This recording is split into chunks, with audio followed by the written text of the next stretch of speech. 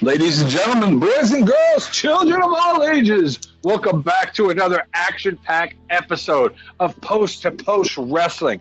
You got Will, one half of the Brothers of Discussion in the house tonight, along with me, drummer John, here to talk about wrestling for the last week. Will, what's going on with your bad self? Just, being on vacation and having to do this mess, gotta make sacrifices for comfort. So I'm sitting in the car in a McDonald's parking lot for Wi-Fi because it's faster than what we have where we're staying. So yeah, good times. Big Daddy Joins has got a birthday coming up. Early happy birthday. Yeah. I got a birthday coming up this week. Oh, happy early birthday. Friday, I turned 47 years fucking old. Damn. Yeah, I won't be 37 till the end of the year, so. My dad turned 71 this year. 71. Big shout out again to Papa Joins. He likes his women young. I respect that. Yeah. Onward to things more of the spandex short and laced up boot variety. Let's start off. For the last couple of weeks that we've recorded, we start the show off like before we do the show. We talk about we're going to start with AEW. Then as soon as we get into the show, we wind up talking about anything but AEW. So we are going to start with AEW this week. We're going to start with the most important new faction in AEW. You guys heard it first here. There is a new faction in AEW. Yes. And it is the Initiative. Yes. Which consists of... Hey, there's some big fucking names in it. Big. All right, listen. Contain your excitement out in the world. Contain it. Brandon Cutler. Peter Avalon. Leva Bates. Yes. Be still my heart. I think this is the I can't remember for the life of me a faction other than maybe the Squad that became a faction and just couldn't get wins for a minute. We need to take bets on who is going to be the first team to give these guys a W. Themselves. They're going to wrestle each other and they're going to trade back and forth. I don't know about all that. It'll be some of QT's kids. Let's put it that way. So it'll be a dark match that gives them their first win. 100%, and probably not until the end of the year. I don't think it's gonna happen that way. I think it's gonna happen on Dynamite. Let's go big. They get a win over a legit fucking team, just because. Like let's throw caution to the wind. They beat the fucking Bucks. That's exactly who I was thinking. Who better to give them their first win than Brandon Cutler's best friends? Exactly. They wrestled each other. They wrestled each other on Dark not too long ago, and soundly thrashed the shit out of them. But I could see something like that. I don't know if it sets up a rivalry or FTR gets involved or something, but I would love to see their first win be against the Bucks. I think that'd be awesome. I think that would make the most sense. Does to me. Who better than the people that brought them in to give them their first W? Because honestly, the Bucks have been doing a good job at putting people over since the beginning of AEW now. So why not put over those perennial losers? Mm-hmm. Said it with all due respect. That's not a dig. It's legit. That is fact. They have been the losers. Well, they're made men in AEW. They're VPs. Yeah. They're made men. They don't need the W. Who better to put over their friends? Exactly. Nobody loses. And it could be a fucking comedy match. We know the Bucks will do a comedy match for fun. Oh, absolutely. Yeah, Absolutely. So, make it happen. Dark or Dynamite, whichever one. It'd be better if it was, on Dynamite, so good.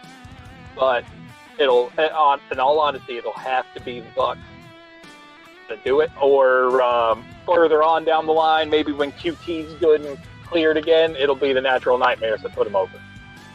QT should be back before. I mean, he shouldn't be gone for too many more weeks. I know. I'm just saying, like, if it's not immediate on down the line, that's the only other tag team I could think of that would work to do it, unless it's the less flamboyant version of Jurassic Express, but that would kind of hurt their momentum if it was just Jungle Boy and Marco that did it. Mm-hmm. That'd be kind of a momentum killer for them. So I feel like it'll be the Bucks or the Natural Nightmares. I'm pulling for the Bucks. Yeah, I lean heavily towards the Bucks. All right, we got Chris Statlander went in for surgery today.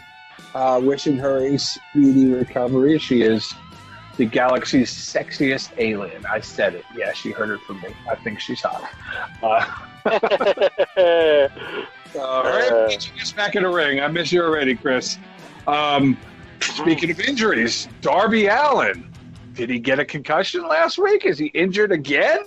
From what I've heard, it seems like everything's all right in the grand scheme of things, but just looking at that hit he took from Starks, that blindside, the way he hit that top rope, he just dropped like a sack of bricks. I think he went cold for a minute. I think he legit got knocked for a loop. Yep, that's the official word that AEW put out, is that he got, quote unquote, knocked silly. Darby, we know you're a and all that shit, but damn, dude. Don't let Ricky Starks do that shit to you. Mm-hmm. But with Ricky Starks, I'm loving the stable, possibly with him, Cage, and Taz. Yes. I think it's a good fit. You know, a powerhouse, a speedier technical wrestler. If they were to tag up, I mean that's your new Hart Foundation there, man. It's also got kind of a Butcher and the Blade feel. You know what I mean? Mm-hmm.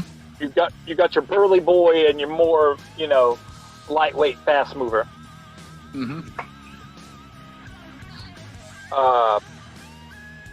I would even go so far. It's comparable to Jurassic Express as well, but even more pronounced. Yeah. Since Luchasaurus is also very, very able to high fly when he needs to. Yeah, it's a combination that we've seen work for generations and generations of wrestling. You know, your big guy, your smaller, speedier guy, British Bulldogs, Mm-hmm. There's tons of examples. Yeah, Jericho and Tammy. Yeah, the sex gods. But yep. we're going to hold off. We're not. You want to jump there? Let's jump there. Shit, yeah. Sammy Guevara's back. Thank God.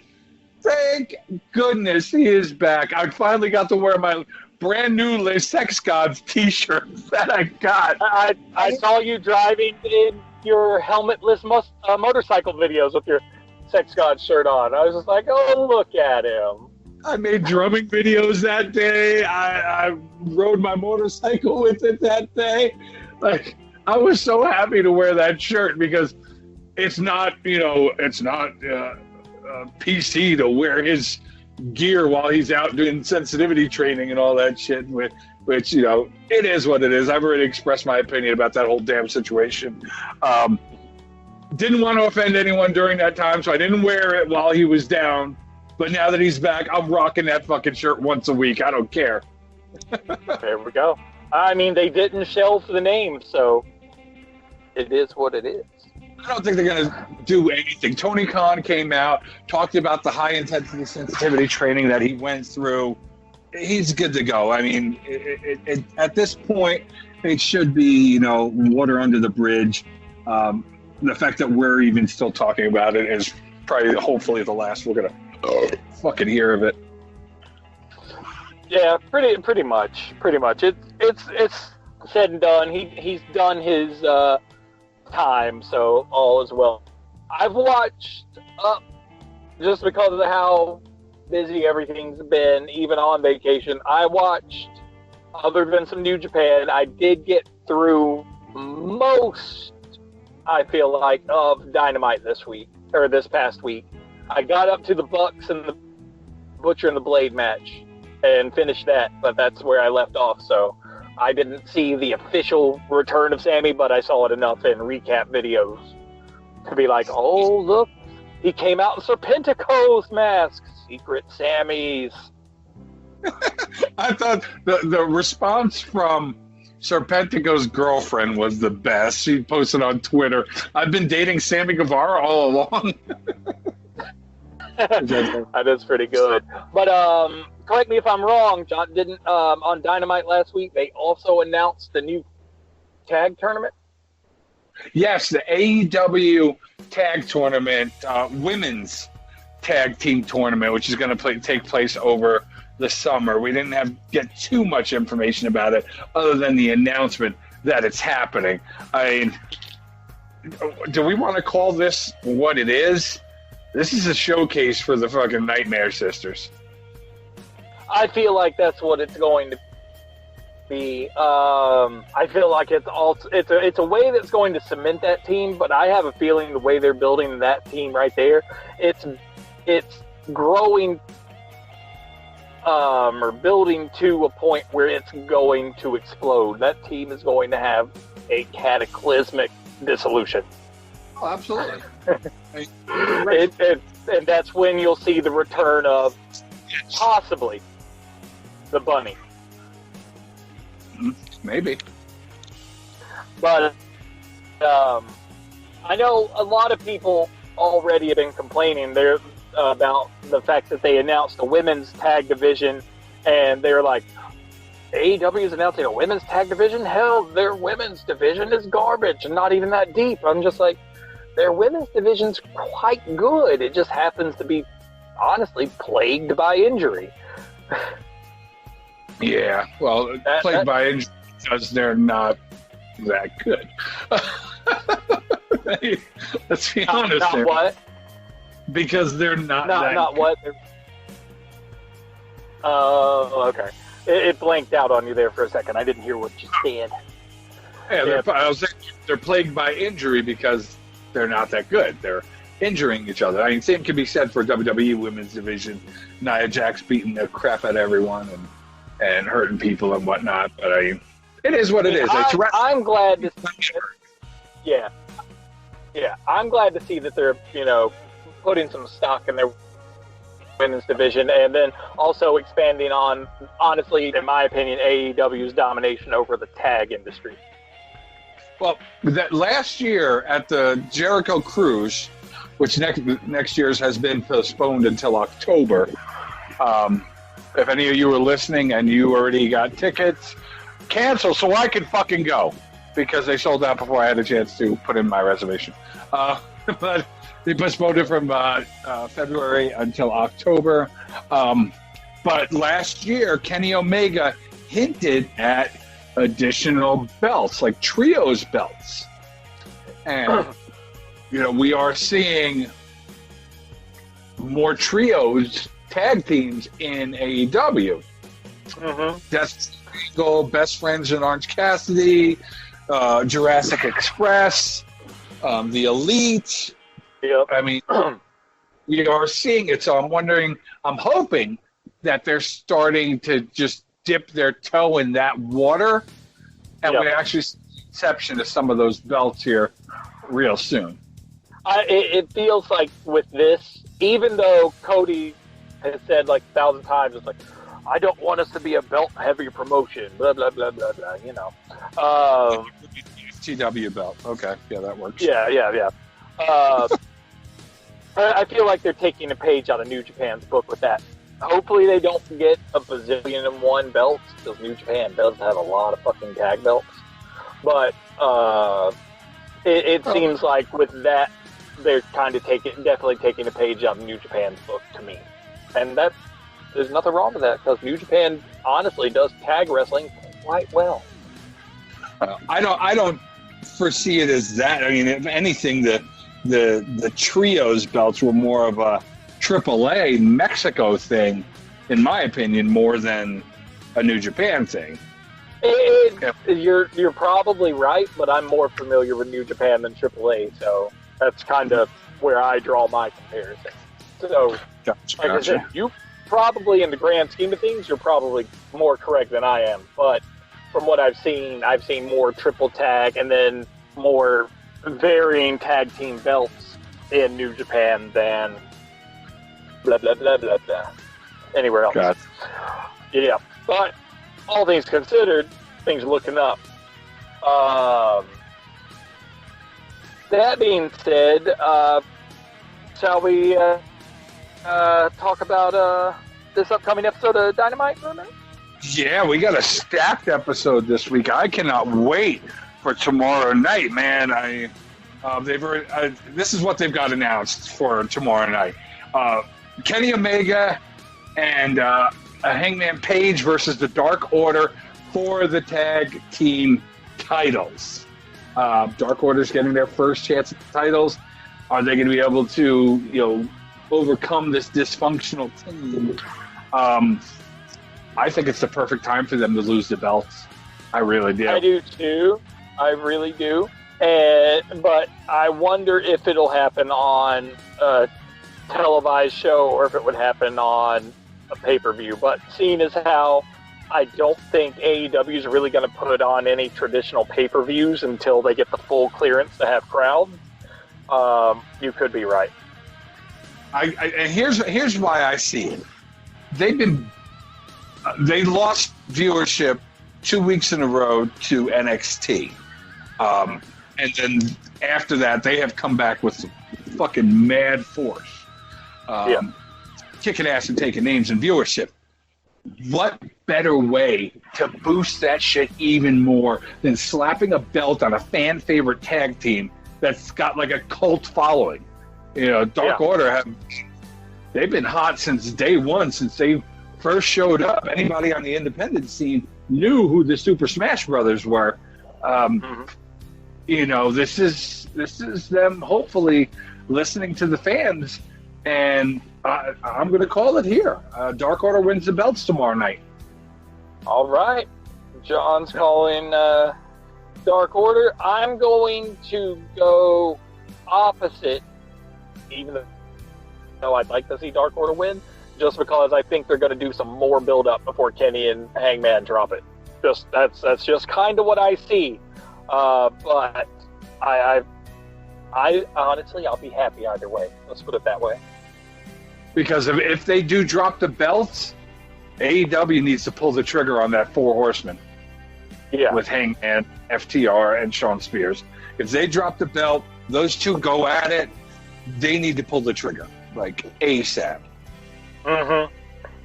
Yes, indeed. Indeed.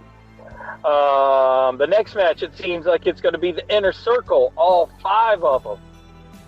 That's the main event. That'll be the main event? Okay, I'm just going in order with what it's got it listed on. Next up, you got Diamante and Shida in a non-title match. So, non-title match, Diamante's winning. Okay. I'm going against you again, just because I'm a big fan of Shida, and I don't want her to look bad in a non-title match. Granted, it'll make Diamante look hella good if she beats the champ in a non-title match, because then it'll sow that seed. Is Diamante the next one in line to get it?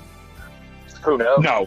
She'll be the next to get the title match, but she's not going to get the belt. I got a feeling what they're going to do is set up a tag team of Diamante and Ivelisse, and they might use this match to cement that, you know what I'm saying? To sow the seeds of that tag.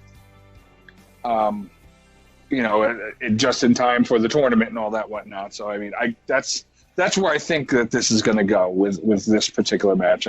I see Diamante winning with Ivelisse's help, or something that has to do with Ivelisse, because I just see Ivelisse and Diamante being a tag team in this upcoming tournament. Mm-hmm. Gotcha. I think you're probably pretty spot on with that one, but only time will tell. But I'm going Sheeta, just because she's been on a tear, and I see good things. Mm-hmm. Rolling with the. Yes, rolling with Sheeta. All right.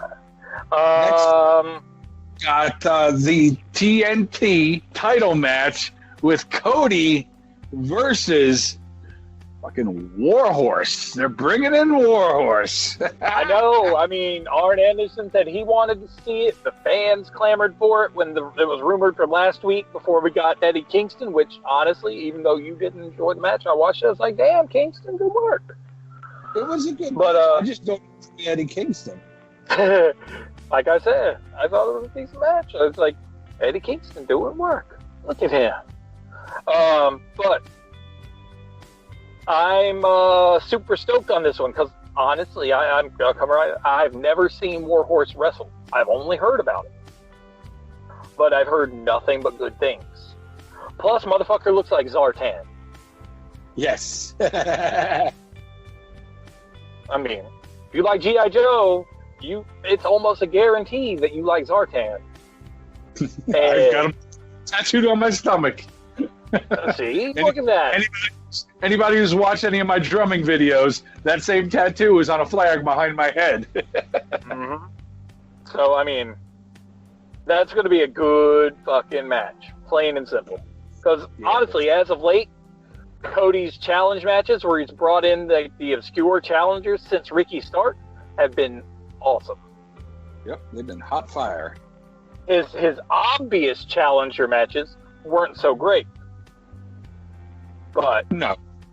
The Sonny Kiss one was awesome. The Ricky Starks one was awesome.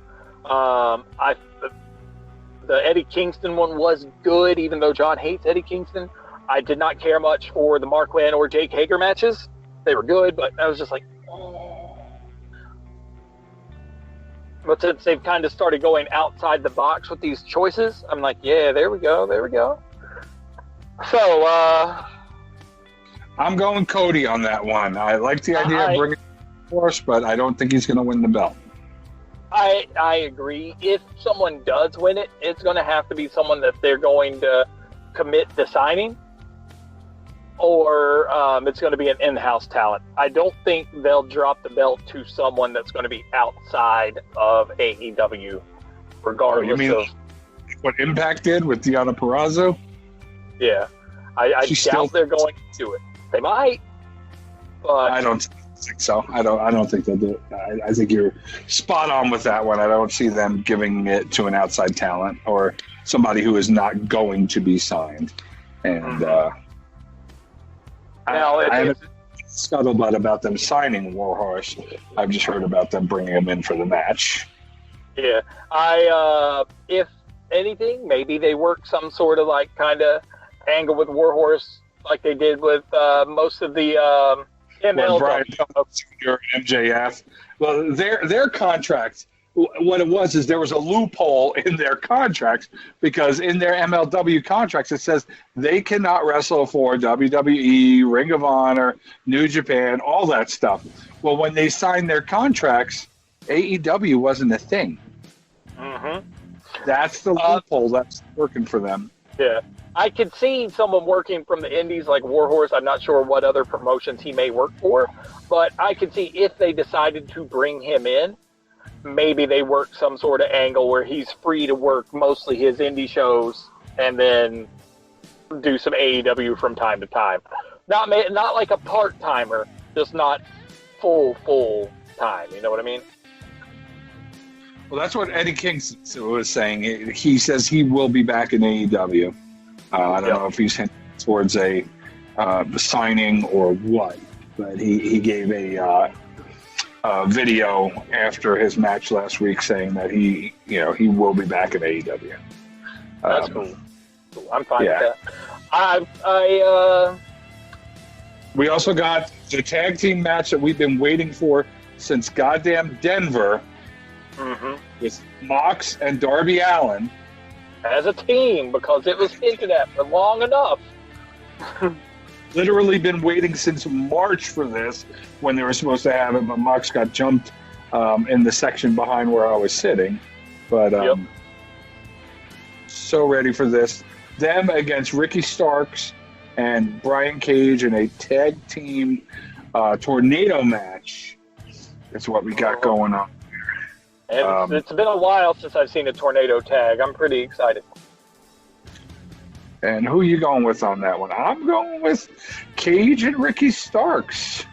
You know, since they've kind of been shit on recently in terms of taking mostly losses, I'm going to go with you on this one. I am, because this will be a good way to make them look good since they're already kind of working together with these attacks. And I think that Mox and Darby have the fitting to being a really good tag team, but you've got Mox's bullheaded independent streak, and I think that's going to work against them. I don't think they will be a long-term tag team. I just want to see them wrestle as a tag. I would like to. Exactly. I would have preferred it in the traditional sense, in a traditional tag team match, as opposed to a tornado tag team match. But you know what? Beggars can't be choosers, and I will take what I can get. Same. Other than that, the last match on the card, which I spoiled earlier, the Inner Circle versus Jurassic Express, the full-blown. Inner Circle versus Lucha Jungle Boy, best friends, and Orange Cassidy. So that's right. Well, I'm still going to call it Jurassic Friends it is.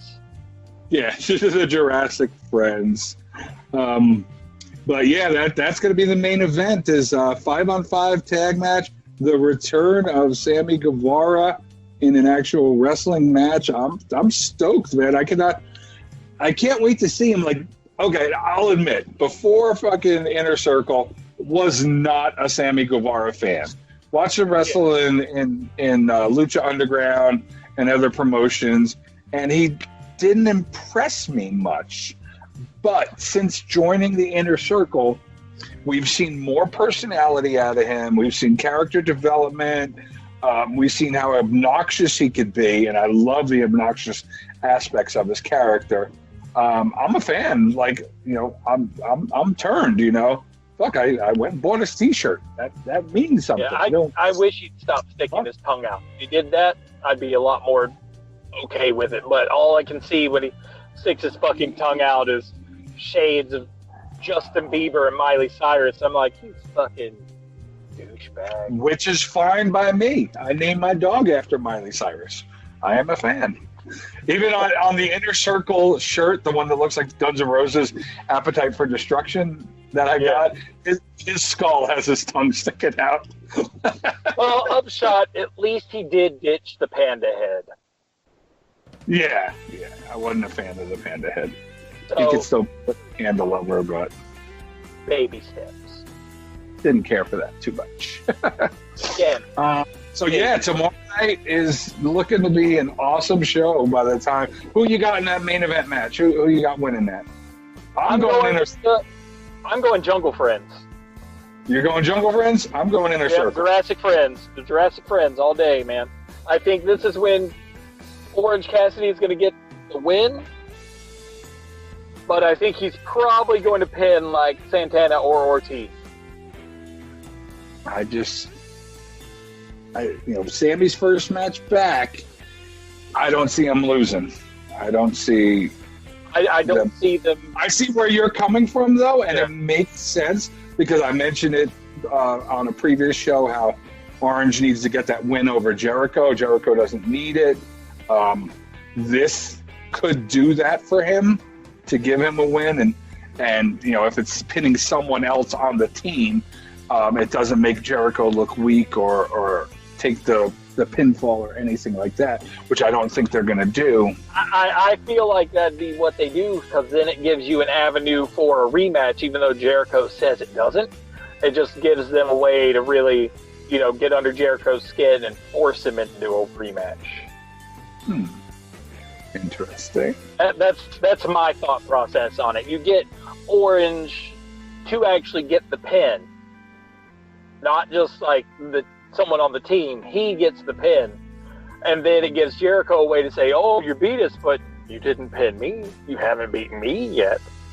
And the usual Jericho pomp and circumstance, and that I think would lead into continuing their little scuffle for a bit longer and making for a nice rematch where either Jericho really puts Orange Cassidy over, or Jericho either gets a DQ and loses. Honestly, if I keep saying or, it's just going to sound like I'm just going to fucking hit everything just because I don't know what's going to happen, because I don't. But those are the three options. Orange gets the win, barely. The next one, there's a DQ, and Orange gets the win. And then the third one, Jericho barely squeaks out the victory just like he did the last time. You got me swayed on this, because I like your thinking on this leading to another match with Jericho and Orange. If Orange gets the win, that could set that up really nicely. Mm-hmm. It's just after that big show of the orange juice dump from last week, or a week before last, rather. To me, you can't just have him lose right after that. I feel like that kills the momentum of that moment. It got them the match, yes, but if they instantly get beat just because Sammy Guevara's back, that kind of kills the fact that they did that to begin with. It's just like, okay, that was an empty gesture. I think you got me swayed on this. I think I'm going to change it to the Jurassic Friends, but if fucking Inner Circle wins, I'm going to be mad at you. Fair. I'll take that. I like your rationale because I want to see another Orange Cassidy Chris Jericho match. That's what I want to see, and your mentality there it's sound. Your thinking is sound. It makes sense. I could see that happening, and just the way that you spelled it out. So I will change that. I will go with the Jurassic Friends, and if we're wrong, I'm gonna hate you forever. We can call them the Jurassic Friends, or we can call them the Best Express.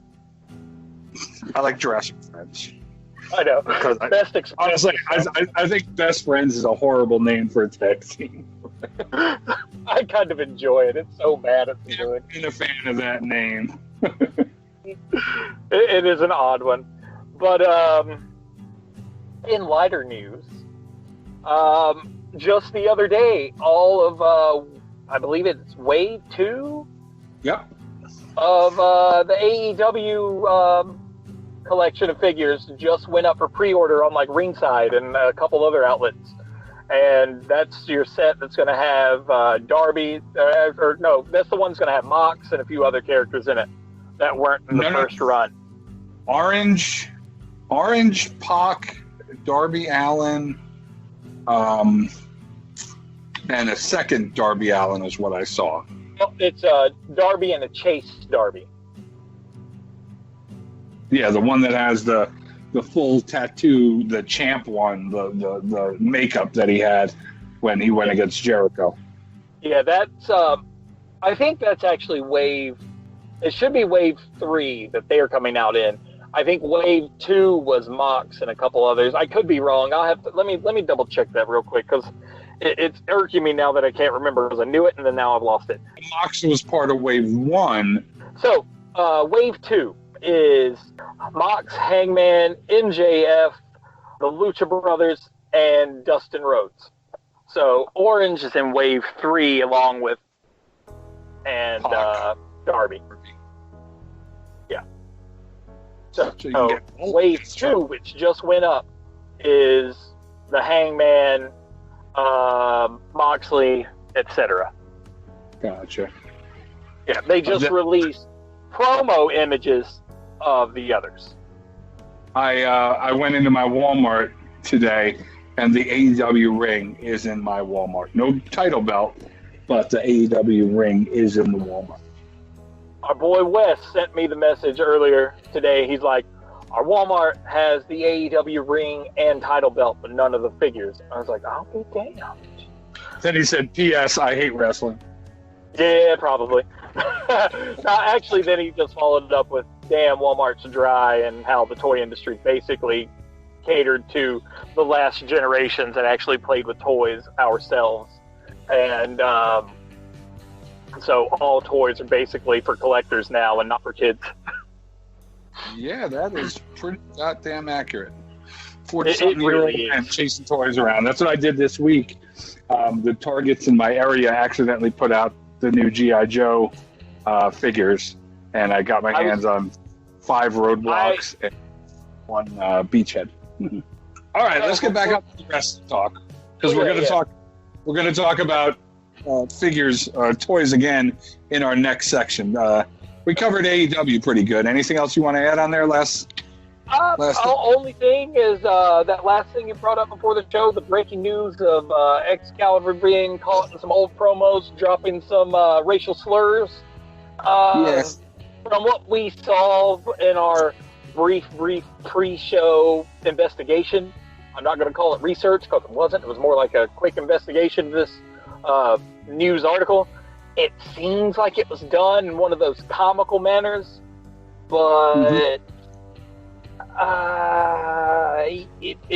Excalibur's going to have to get the slap on the wrist and the sensitivity training too, because again, this is something that happened a really long time ago, judging by what we see in the video. We couldn't find any specific dates when we looked, but he looked real young. Yeah, it's from his time in PWG.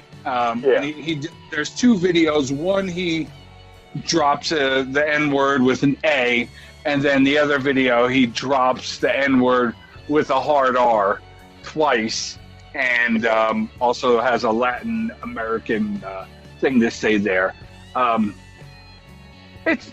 He's in character. He's doing a promo. Yeah. I mean, both sides of the fence here. I don't think shit should be done to him. It is what it is. It's an old-ass video. He looks like he's about 20 years old in the damn thing. Even with the mask, he looks friggin' young. It is what it is. It's in the past. Leave it in the past. He's not dropping hard R's on TV. He's not doing interviews with this stuff. That's my opinion. Yeah. But like we were saying before the show, if you're going to do anything about it, treat it same across the board for everyone. If they fuck up, and it's something that you don't want to fire them for, because I highly doubt they'll fire Excalibur, because he's a good announcer. I know a lot of people don't like him, but I think he does a good job on the mic. But I think the back and forth between him and Jericho. It's good stuff. Jericho gets wrestlers over, and now he gets friggin' announcers over. Yeah, Jericho gets everybody over. He's got the knack. But they need to do exactly like they did with Sammy when he argued that it was done in character and not from a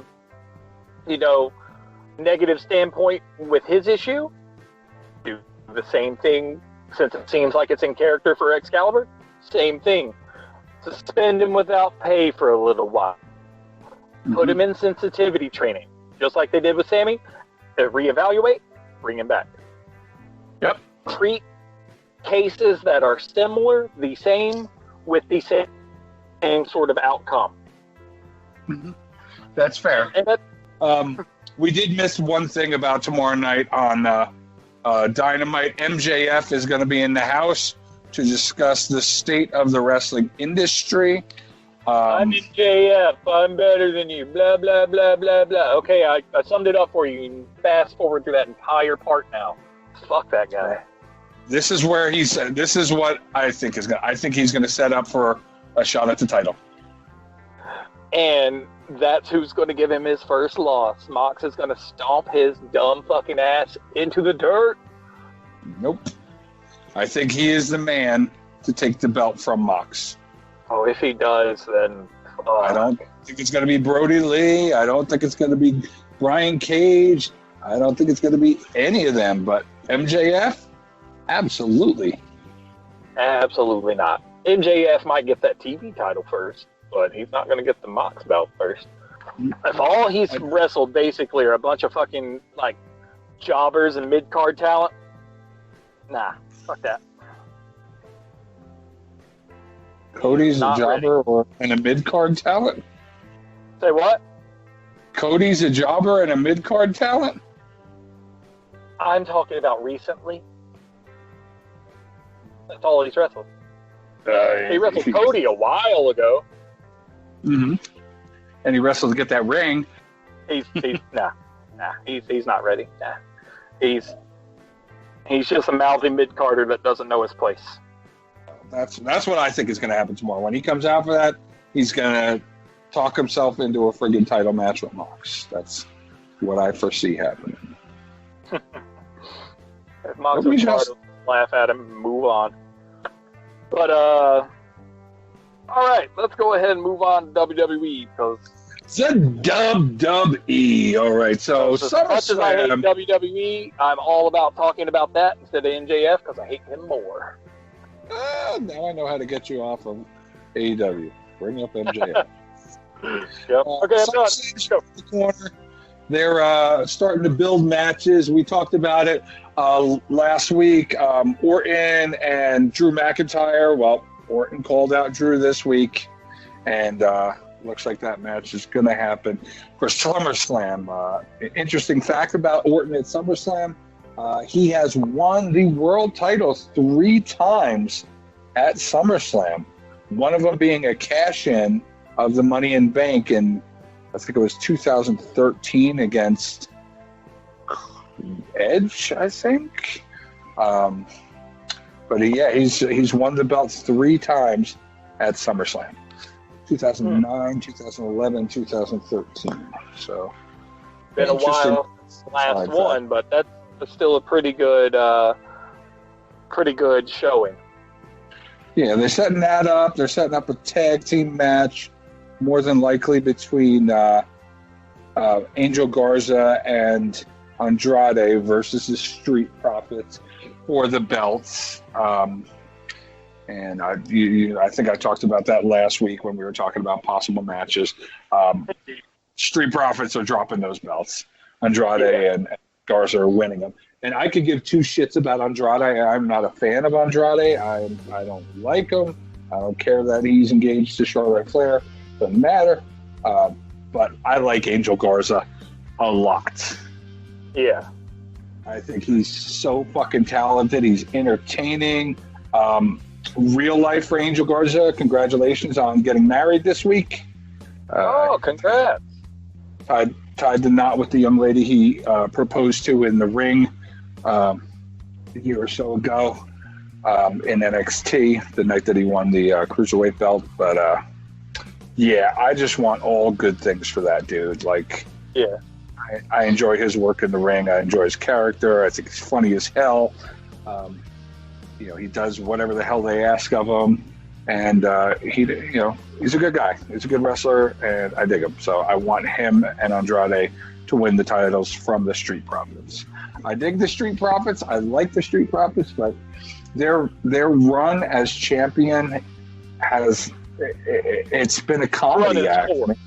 Yeah, it's done. It's over. I don't want to see them and the Viking Raiders have another fucking bullshit cinematic match or whatever. I want to see them fucking wrestle, or I want to see them drop belts. And Andrade and Garza have been there week in and week out since this pandemic started. I think this is the longest that Andrade's gone without getting fucking injured.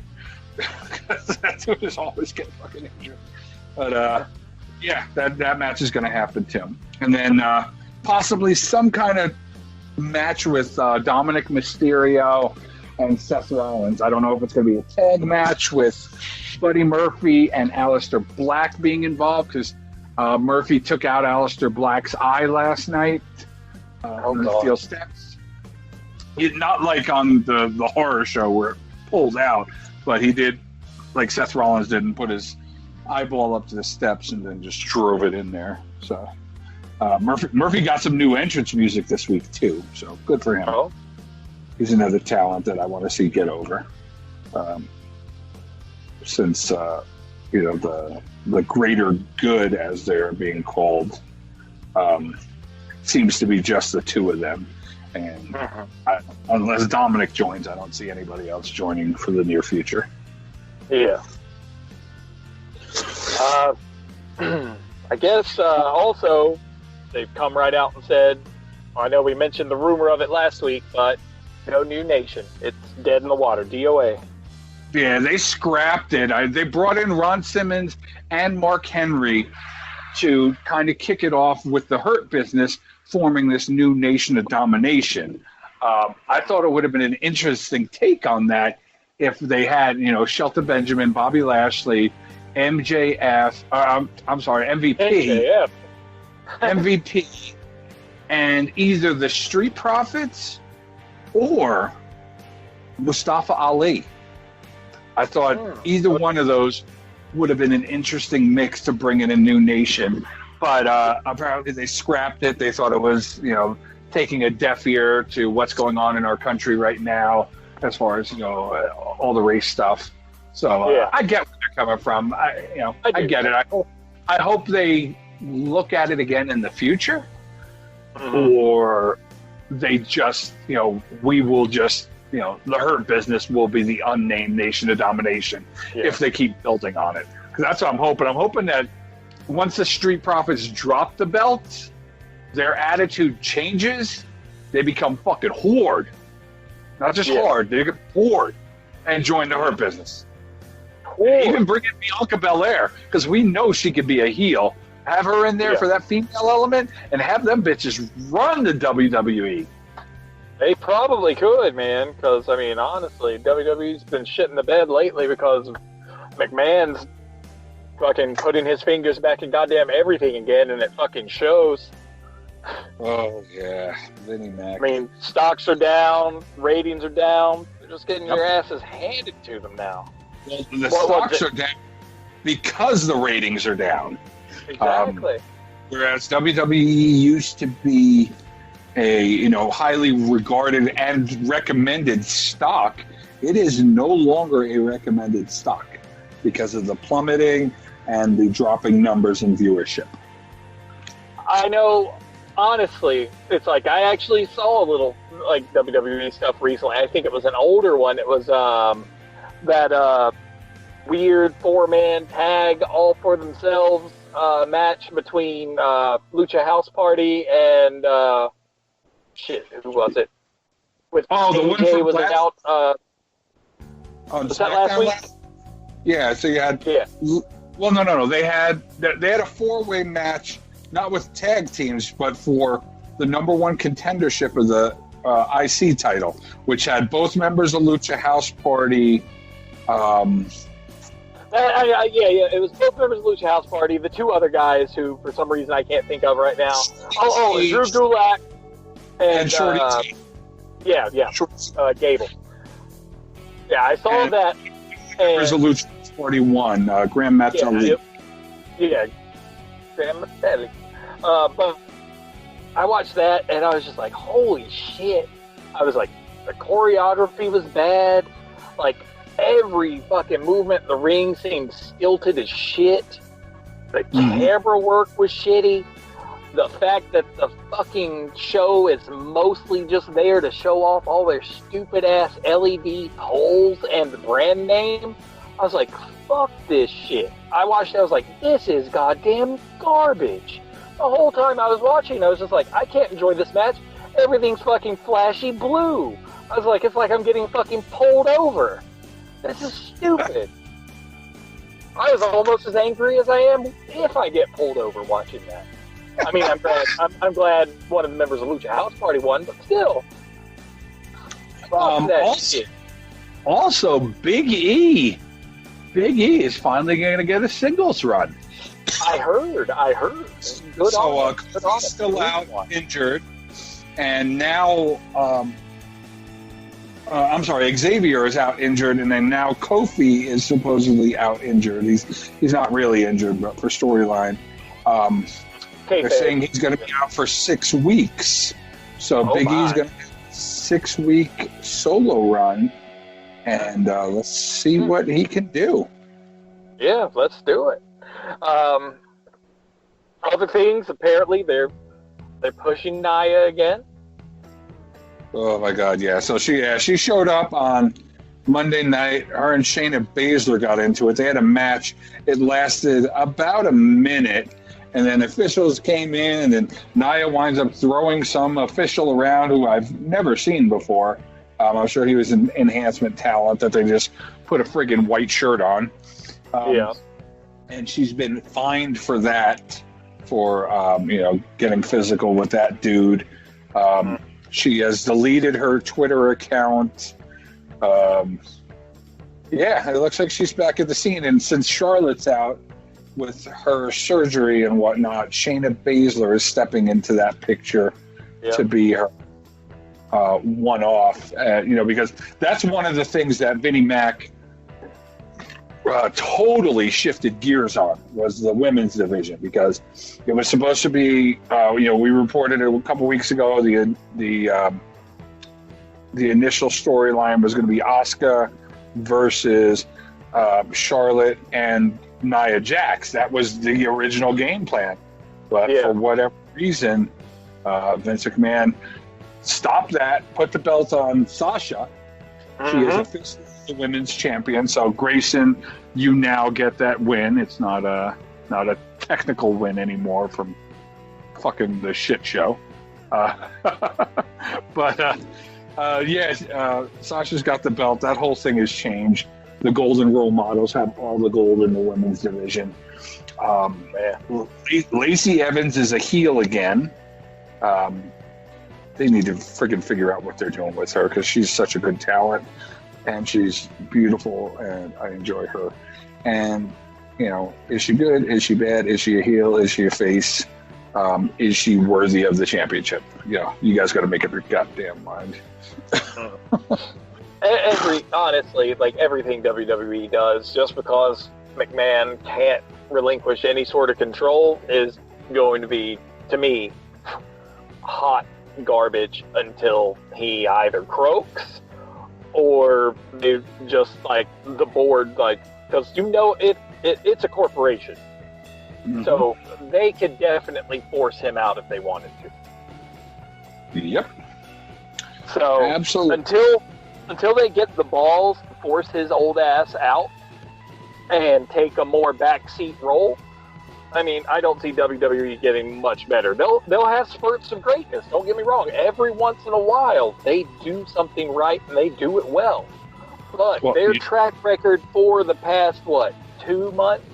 Would you give it that much, or just month? It's gotten really bad since the horror show.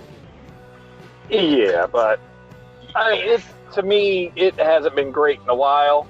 They've had some steady moments. NXT has been always pretty steady, but the main core brands have been just trash for me. It's been bad. But like I said, until Vinnie Mac is no longer, throwing his fucking dick around to get all the stuff he wants done, his clueless ass is ruining everything. And until he's done, it's not going to be very good. As soon as they get some fresh ideas in there, I think it'll turn around. But it's probably going to be another fucking 10 years. Yeah, because, I mean, as fucked up as Paul Heyman was, and there's a lot of news coming out about him and some of the shit that he's been doing, how he screwed over wrestlers, talking shit about them behind their back and stuff like that. The one good thing that he was doing was pushing different names, pushing wrestlers who wouldn't normally get a push. And, his little pet projects are getting squashed now. Although Cedric Alexander and Ricochet are making the most out of their, mid-card thing that they got going on now. I like the name that they were called this week. What is it? Mustafa Ali called them the Fly Boys. That's not And too I'm bad. Yeah. That is a fucking great tag team name for them. I think that'd be That cool works. as hell. That works. What I was going to say, the big news this week was fucking Adam Cole. Adam Cole lost his shit on the Pat McAfee show. So, I mean, number one, Adam Cole wasn't even supposed to be on the show. He was like visiting family or some shit like that. He was just near where Pat McAfee does the show. Pat McAfee reached out to him, asked him if he'd like to be on the show. Adam Cole said, yeah, sure, no problem. Love to be on the show.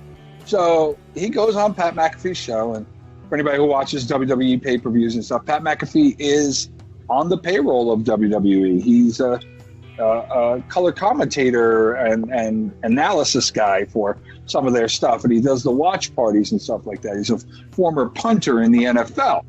The big guy. So he's got Adam Cole on his friggin' couch, and he's grilling Adam Cole. And I mean, if you watch the video, it seems like he's kind of grilling him pretty hard. He's, digging into him and stuff, talking shit about him losing the belt. And then he made a comment about his size, about, that Keith Lee was a lot bigger than him, and maybe he lost it because he was small or something along those lines. And Adam Cole fucking loses it. He tells this dude to fuck off and starts dropping F-bombs, and then one of the producers, a guy named Ty, comes out and tries to get him to calm down, and Adam Cole fucking just pushes him. Two hands on his shoulders and pushes him, tells him to get the fuck off of him, and says fuck you and storms off. Now, from what I'm reading, this shit is legit. Like, it's not storyline. He actually lost his... Not a work. It's for real. Adam Cole has come out and apologized. Pat McAfee read the apology on the air, and some of his producer guys were like, "Fuck that dude. He wouldn't even use your name. He didn't even say your name in the apology and shit like that." So, are they working us with this shit? Like, is this going to come out? Are we going to see a match between Pat McAfee and Adam Cole, or did Adam Cole legit lose his shit on a national broadcast? Triple H just come out and apologized about it. Yeah, I don't know, man. That's one of those things I love about wrestling. Is it real? Is it fake? I don't fucking know. This is one of those things where it blurs the line. I have a feeling it's probably real, and honestly, if they had a match between the two, that'd be the stupidest fucking thing they could do.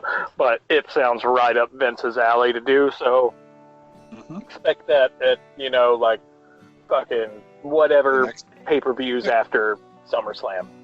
It's another takeover. It's NXT, so it'll be a takeover. Yeah.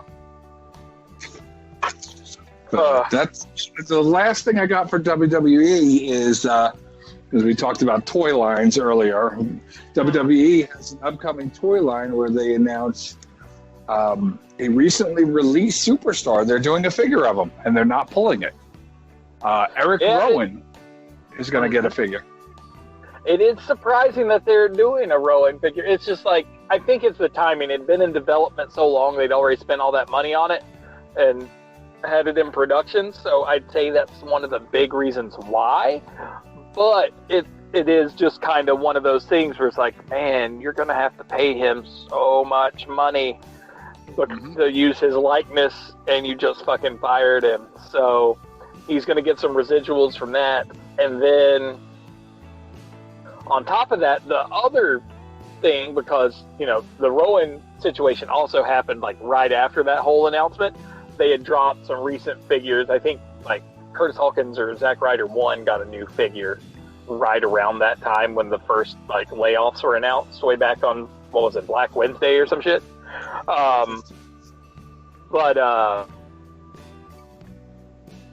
they even dropped the Sting figure.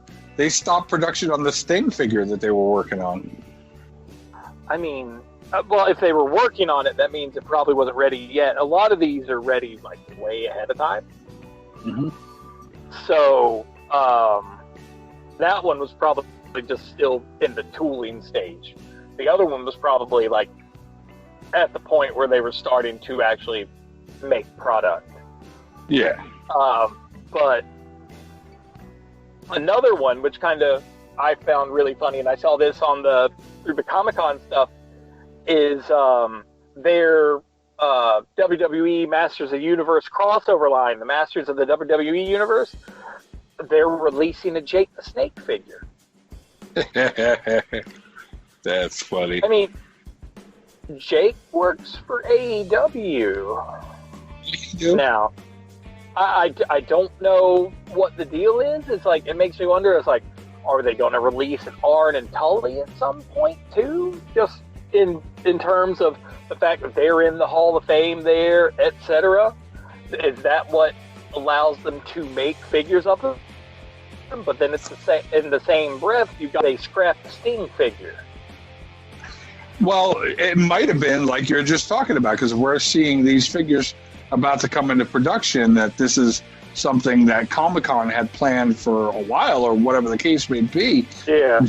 Jake only signed in March with AEW. He debuted at the show I was at in March. So, I mean, that they might have done all that shit beforehand, and then he said, after he gave him the, signed away whatever to do the figure, and he's like, fuck y'all, I'm going to AEW. I'll get some of that Tony Khan too. It could very well be. I mean, there's no telling, but all honesty, the figure looks cool as shit, because, I mean, if you remember the old Snake Men from back in the day, they've played off that angle with Jake the Snake. You take off his armor, there's snake skin, and then you can actually peel his face off. It's like he has a snap-on version of his human face, and when you pop it off, there's a snake face underneath it.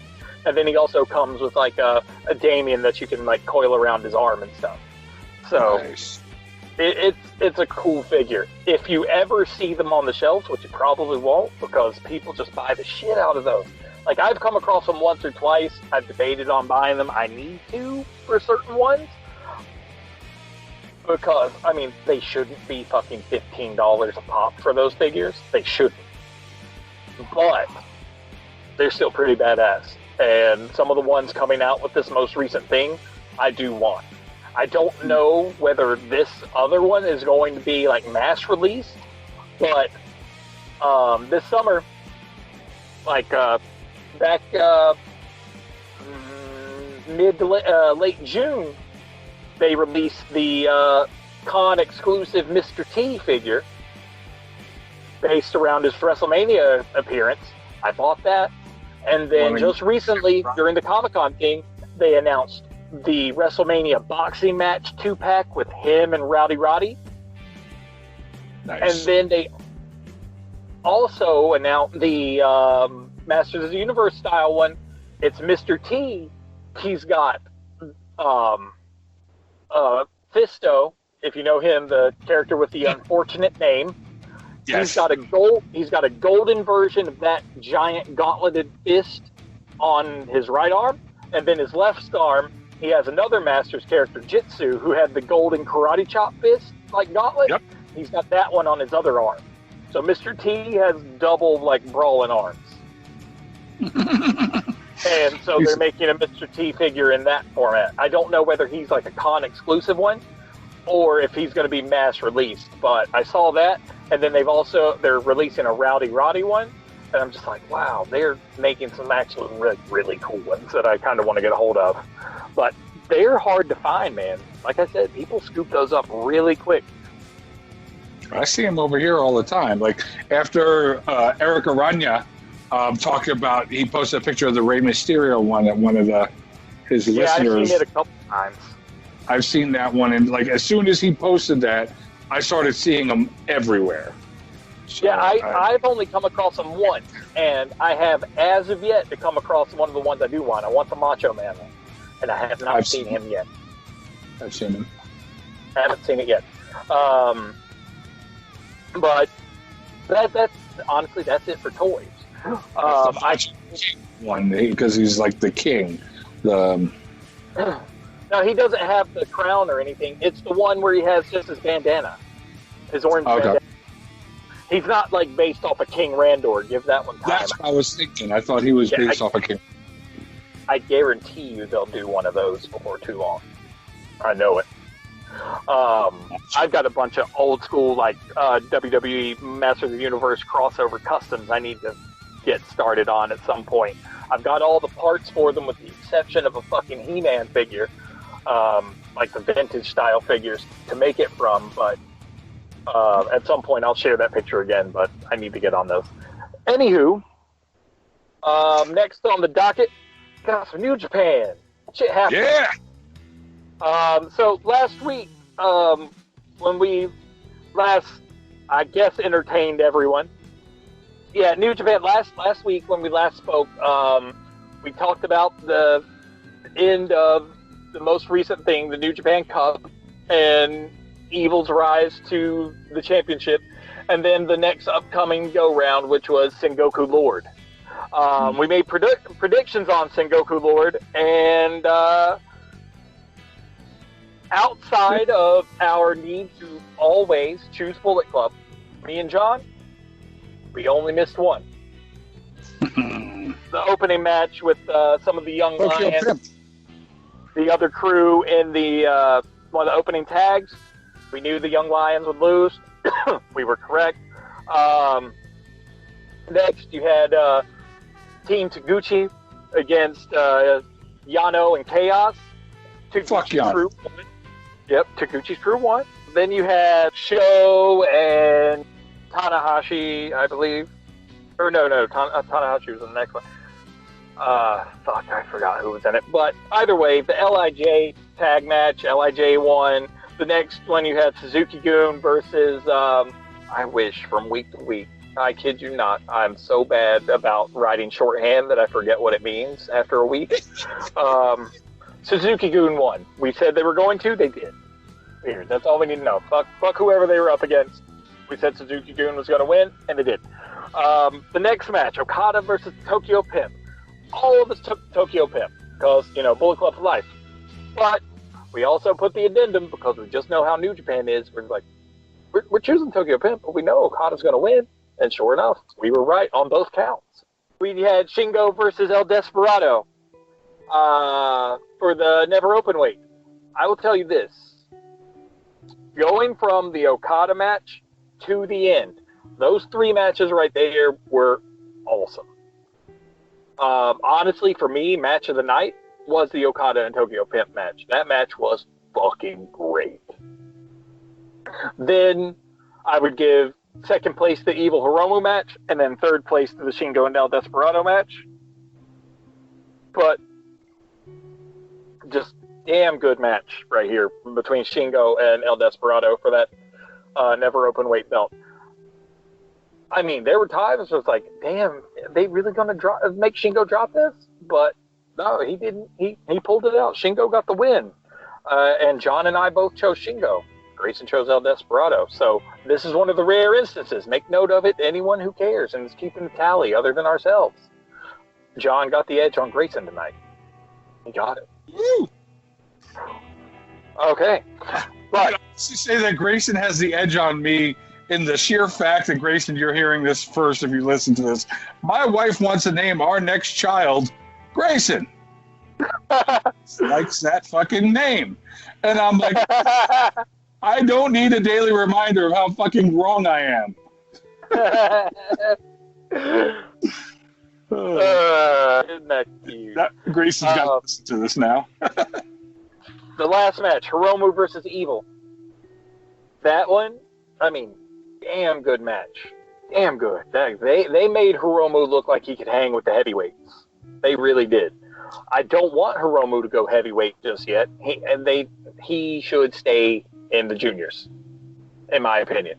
They need a strong junior heavyweight division, and keeping Hiromu down there to feud with Bone Soldier, which, spoiler, is an upcoming match at the end of fucking Summer Struggle, or in one of these upcoming nights of Summer Struggle.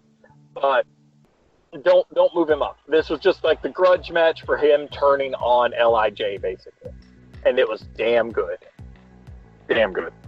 But we all chose Evil, and we were all correct. There was some interference from Duke Togo.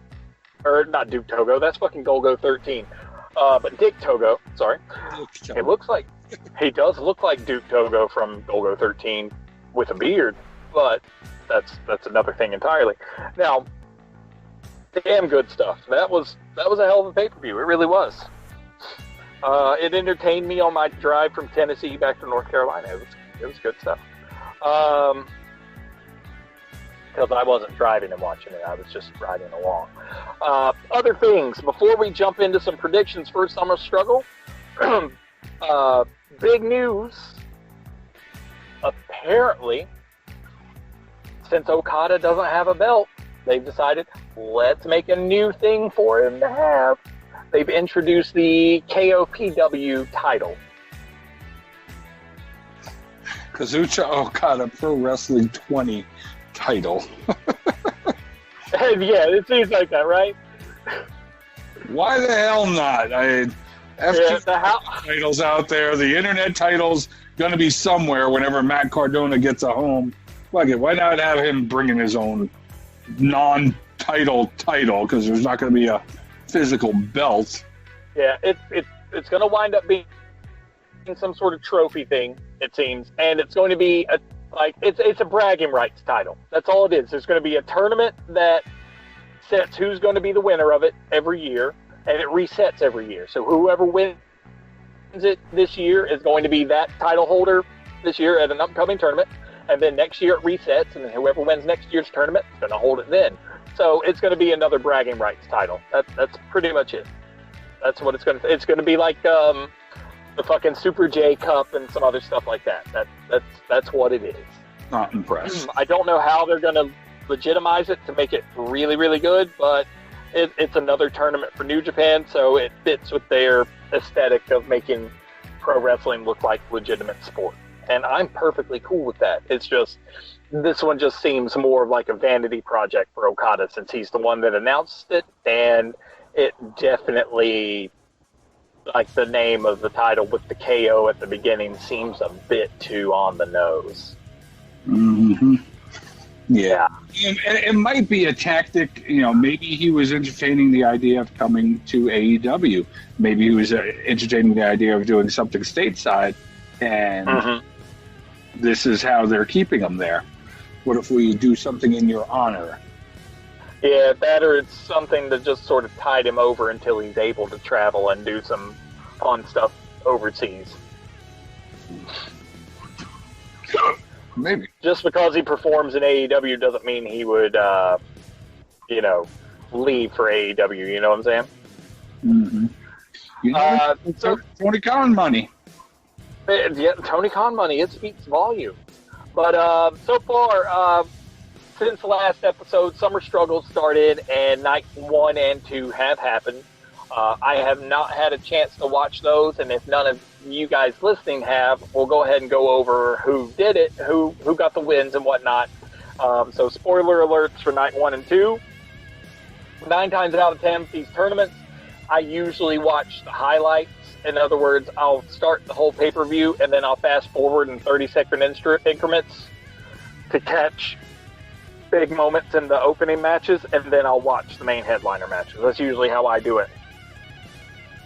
Just so I don't sink 3 hours at a time into something. So, night 1, you had Sanada and Shingo going up against Yoshihashi and Goto. LIJ gets the W. Next, you had Doki and Suzuki versus a couple young lions, or a young lion and Blue Justice. This is one of the rare times that Doki and whoever's teamed against him wins. Doki always loses, really, but this time he won. It's a rare situation, but they got the win over Blue Justice and the Young Lion. Honestly, Young Lion is always trumped by anyone else. So even with Doki and his near constant loss record, even though in that multi-man tag match from Sengoku Lord they won, and he was on that team, this is another time where he happened to be paired up in a way where he couldn't lose. So there's that. Next, you had the rest of Suzuki Goon. Kanemaru, Desperado, ZSJ, and Taichi.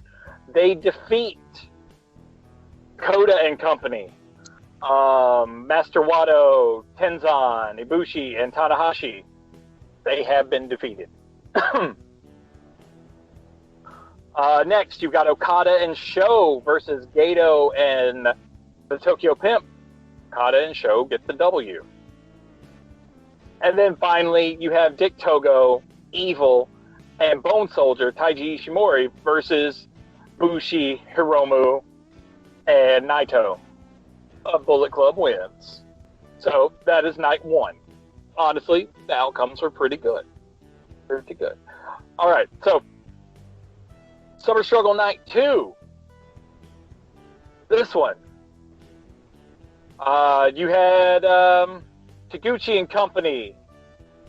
Again, going up against some young lions and some members of Chaos, like Tomohiro Ishii and Hiroki Goto. Taguchi gets the W again. Taguchi and Company. They win again. Yay, Taguchi. Next, you got Bushi and Shingo versus Yoshihashi and Yano. And Yano lost. Fuck Yano. There we go. There we go. We'll eventually we'll make that into a T-shirt for John to put in the merch store. So, yeah. Eventually we'll have the John Monier Fuck Yano special. Mm-hmm. Next, El Desperado and Suzuki. They defeat Yuya Uemura and Blue Justice again. Next, it's a flip from before. This time, the team with Doki loses because Tanahashi and Koda and the same team from the night before, Master Wado and Tenzan, they defeat Doki, Kanemaru, ZSJ, and Taichi. Tonight, or that night 2, it's a flip. Gato and Tokyo Pimp defeat Sho and Okada. So it's a back and forth. Okada and then the pinfall, though. Yeah, I'm sure he didn't. I'm sure.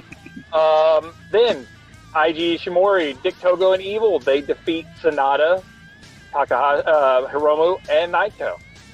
So that's 2 nights in a row Bullet Club has taken the win in the main event. So Summer Struggle happens again this Wednesday night. Let me bring up the card and we'll see what we think. All right, so match 1, John. Fuck Yano. Taguchi. Well, he is in match 1, so fuck Yano. So I assume you're going to go with Taguchi. Yep. I don't care who fucking Yano's fighting. All right, I'm going to write. It may not be Bullet Club for life anymore, but I am fuck Yano for life. Team Taguchi versus Team Yano. That's just how I'm going to write it down. Since there's only 2 of us, Johnny, I'm going to go with Taguchi as well. And then John, of course, goes with Taguchi. I'm going with Taguchi because I like Taguchi. The rest of his team, he's got a young lion on his team, so most likely I doubt they'll win. But I'm still going to go with Team Taguchi every time. I don't give a shit. Taguchi, all the way. Get him, coach. Get him. Next, you've got Yoda Tsuji, another young lion, teamed up with Togi Makabe versus Sonata and Shingo. Sonata and Shingo. Yeah. I am definitely sure of that one. So Tsuji and Makabe versus LIJ. We're going LIJ. Because there's no way they're going to let a young lion team beat LIJ. Next match, another young lion and Blue Justice versus El Desperado and Suzuki. Desperado and Suzuki. Yeah. And show Suzuki-gun is going to get the win. If they don't, I'll be fucking surprised. Next team is, it looks like, honestly, it's a marathon of almost the same headlining matches every night. Mm-hmm. But the next one, it's that same 4-man tag team. Master Wato, Hiroyoshi Tenzan, Kota Ibushi, and Tanahashi versus Doki, Kanemaru, Zack Sabre Jr., and Taichi. So, are we going with the new crew? That's what NC meant. The new crew. Okay. Versus the rest of Suzuki-gun?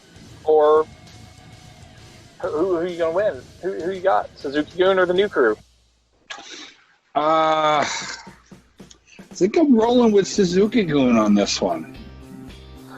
I really want them to win as well. And since they took the W in night 2 with Doki on their team, they took the L. I almost feel like they're going to get the win on this night. So I'm going Suzuki-gun again as well. Just because it seems like they're kind of predictably going back and forth. Mm-hmm. But next, you've got Sho and Okada versus Gato and Yujiro. Sho and Okada. Okay. Right. Hold on. No, I'm not going with Sho and Okada. I'm going with... Okay, so you're going Bullet Club. Yeah, Bullet Club for life. All right, Bullet Club for life. Only because it's a tag match for John. Because I can see not Okada, but the other guy taking the L. Because Okada's not going to get involved. Yep. Next, you've got his new belt coming out. Yeah. Next, you've got the rest of... it's not even a belt, it's just a trophy. But next, you've got the rest of LIJ versus the rest of Bullet Club. So you got Bushi and Naito versus Ishimori and Evil. Ishimori and Evil. All right, I'm going the same way. I really think they need to just show that Evil is in it to win it. 100%. He's their new man. Yeah, I want to see it happen. And honestly, like the more they talk about it, I really feel like Evil is going to replace Jay White as the leader of Bullet Club. Yep. Jay White's going to come to the States. He's going to be in NXT before too long. I really would not be surprised. Actually, okay, there's one big difference. The main event, 60-minute limit, special singles match of night 4. This is the one that's the most different of them all. Blue Justice versus Suzuki. No, that's Suzuki all fucking day long. Yeah. That old bastard will go 60 minutes. I honestly think both of them could go 60 minutes because, I mean, they're both that old hard-ass strong style, but Suzuki's way more regularly getting pushes, not just a push out of tradition. Suzuki legit competes with everybody still. So I think it'll definitely be Suzuki. Yeah. So that is that one. Then the next match isn't until August 6th, which is a week from Thursday. So we're good there. So Thursday and Friday of next week are the next couple matches, and then actually it'll be Thursday, Friday, Saturday, Sunday, all those days in a row. Sunday. Yeah. So yeah, it's going to be pretty gnarly because it goes through August 16th. So you've got about 4 or 5 days in a row coming up pretty soon. All right. So honestly, that is it for New Japan. Other than if we want to keep with the angle, I have heard no updates on the New Japan figures since the pre-orders for Wave 2 went up back in the spring. So hopefully they show up before too long because I really want mine from Wave 1. Damn, Big Rona putting the delay on everything. So toy-wise, we have officially hit Toy Talk for the 3 main companies we talk about all the time. So you wanna take over for this last little segment on Impact, Johnny Boy? The only really 2 big things this week. I mean, we saw last week, we talked about it only because we're recording while it's on. We saw a lot of people from WWE from Black Wednesday or whatever, April 15th, make their debut. The Good Brothers are part of Impact now. Keith Slater, although they're saying he's a free agent, he is part of Impact now. Brian Myers, they cut a promo on him. The former Kurt Hawkins is going to be over here. Eric Young, EC3, they're all over here now. So they shot out a picture of the 6 of them in front of the Impact sign with all of them putting up the middle finger. I thought it was pretty funny. But the big news, EC3 fucking goes and hand delivers some of his merchandise to some very surprised and lucky fans. People who went and bought his new T-shirt, he went and, for a couple of them, he went and hand delivered them. I thought that was pretty goddamn cool. Dude shows up at your door, dropping off a fucking T-shirt of him. That's fucking badass. I always liked EC3. Always been a fan of his work. I can't wait to see what because his new angle here is nothing like any of his old angles. Like he's hard now. You know, he's got the facial hair. He's all dark and everything. It's super intense. You know, he's controlling his narrative now. So I'm excited to see what they're going to do with him. Supposedly his first thing is going to be with Moose going for that TNA title. His first feud. The Good Brothers are feuding with Austin, Ace Austin, and Madman Fulton. EY is going to be in the title picture immediately against Eddie Edwards. Like, you know, these guys are they're being thrust into the spotlight as they're coming back to the company. Hell, Deonna Purrazzo, who got let go from NXT, is their women's champion now. So, I mean, they're pushing these names. And she's not even under contract with them right now. She's still not under contract, and she is their women's title holder. So I mean, that's a hell of a handshake. They must have faith that she's going to sign in order for them to put that belt on her. So it's just a matter of time. And then a story came out which has been denied, but given everything else that's been going on with this situation, I tend to believe it. Apparently, Tessa Blanchard was holding up the TNA title. You know, she had it. She was in Mexico. They fired her, and she wouldn't return the belt unless they gave her a large sum of money. That's their words. A, quote, large sum of money for the belt. The belt that Eddie Edwards won at Slammiversary is not the same belt that Tessa has. It's a backup belt or another model or some shit like that, but it's not the belt that Tessa Blanchard has or had or whatever the case may be. But yeah, they're saying that she held out for the cash. Thoughts? What do you think about that? You think she did it? Like we said, apparently Tessa's was holding the mill for ransom. So there's that. And the Motor City Machine Guns, they returned and they won a title. So there's that, and that's cool because they're fucking awesome. And that's pretty much it for TNA. Or Impact. I'm sorry. It's funny what they're doing with Heath Slater, or just Heath now. He's not Heath Slater. He's wearing a T-shirt that says free agent. He keeps sneaking into the building, but he doesn't have a contract or anything like that. So Scott D'Amore keeps messing with him. He's got a match next week against Moose. If he wins the match, he gets a contract. So he's not going to win the match. He's not going to get the contract. He's going to have to keep fighting and eventually get it. But he's signed to the company. Got you. Playing off his... but I was going ahead through sort of the sign-off process. We want to go ahead and thank a boy, Falcon, over at the Polar Podcast and the Polar. Check them out. Yeah, there's going to be a fucking grudge match, post to post versus and the Polar. Going down. At some point, it will happen. We've got to figure the scheduling out and figure out the best way to do it, but it will go down. And who knows who's going to win? I don't know. And then afterwards, Zach and I are going to fucking jam. Falcon and I are going to jam.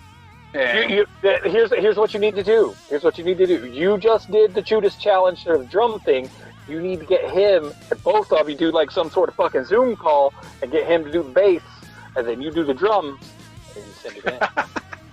There you go. Yeah. Everybody listening, I did the Judas challenge on my drums this week. I didn't sing it. I played drums to it, and it's not that shitty. It's on the posting page on Facebook, so check it out. You get to see Drummer John doing what Drummer John does, and that's play drums. Oh, yeah. At some point, we'll have to make a post-to-post Instagram so we can get some more likes and listens for the show, and hopefully we'll do that in enough time to share that Judas Challenge video with Chris Jericho's IG itself. Yep, and I hate ending on a somber note, but I'm going to end kind of on a somber note this week. For fans of 1980s wrestling, you guys remember the gorgeous ladies of wrestling's Glow. One of the original Glow women, Sally the Former's daughter, her real name is Becky Mullen, sadly passed away this week after a long battle with cancer, stage 4, and in several parts of her body. So, our thoughts and prayers go out to the family of Becky Mullen. Me, as a fan of the original Glow series, I enjoyed watching you very much as a child. You're one of the reasons I'm such a big fan of wrestling today is, watching that with my grandmother when I was 9 and 10 years old is really what got me started into wrestling. So, again, just a quick shout out to the family of Sally the Farmer's daughter. Rest in peace. That's all I got. All right. For sure. That is one of those things. I'm not super familiar with it, but I do know that it was, honestly, it's held in high regard in terms of women's wrestling from what I've been able to tell. Ahead of its time, probably. It was comedy. It was comedy gold. But it was fun to watch. I mean, oh God, I remember one of the women on there, her arm dislocated during a match, and they made it into a storyline, dude. But it was gross, man. Her arm came out of the freaking elbow joint, and you see it in the video and everything. It was just like a sunset flip or something that she was going for, and freaking bone popped out, and instead of getting rid of it or not showing it, they turned it into a damn storyline. This is before Sid Vicious jumping off the rope and breaking his leg or anything like that. That is the gnarliest injury in wrestling ever. I'm sorry. That was just. Let's not talk about that one. That one's. I can't even watch that. That's worse than the thumbtacks and the toes. Oh man, yeah, that match with friggin' Joey Janela and Mox. Oh. Man. All right, let's put this puppy to bed, man. Want to thank once again Ann the Polar, 20th Century Media. Thank you guys for everything that you do for us, for making us sound like we know what the hell we're doing every week. Yeah, let your friends know. They can find us wherever they listen to podcasts. We are damn near everywhere. No joke. I even went through, since our main host, Podbean, updated their system, I went through and made sure that everything was linked up. So even through Podbean, it auto-shares to everywhere where it already was. It's 100% for sure auto-sharing. We're on Stitcher. We're on Google, iTunes. We're on a couple other podcast forums, which I was unaware of, that at the moment I cannot think of the name. We're also on iHeartRadio. Ooh. Yeah, I got us in there too. Good job. So, yeah, we're on fucking everything, and we just need people to start spreading the word, so that way more people can hear us everywhere, and one day we can get big enough to at least go to conventions for free. That's the end game. I don't want to get rich. I just want to go to conventions and shows for free. That's all. That's all we're asking for. That's all we're looking for. We're not greedy. We just want to go to shows for free. and entertain you guys. We just, Entertain one, shows for free two. That's the order. Help us help you. all right, brother. Great show this week. Everyone take care. Be safe. I'm Drummer John. That's Big Willie style. This has been Post to Post Wrestling. Y'all have a great week. See ya. Bye.